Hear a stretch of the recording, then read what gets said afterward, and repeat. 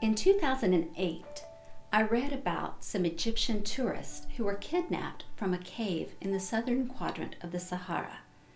What was interesting about this cave, the Cave of the Swimmers, is that the inside walls are covered with graffiti of little swimmers.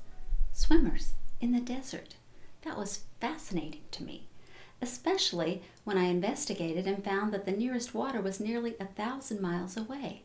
Or, underneath the desert floor, there is a labyrinth of underground aquifers. So, my imagination kicked in. What if the tourists weren't really kidnapped? What if they fell into the aquifer? But then, where would I send them?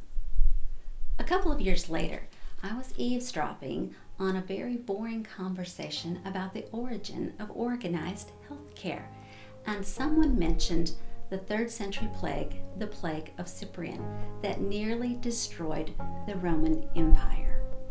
And I thought, what if I launched a modern doctor into that ancient plague?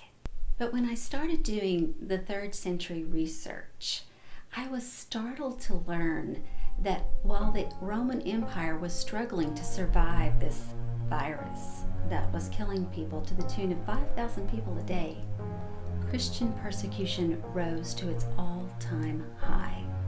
I knew about persecution in the 1st century, but I had no idea that it was at its all-time high in the 3rd century.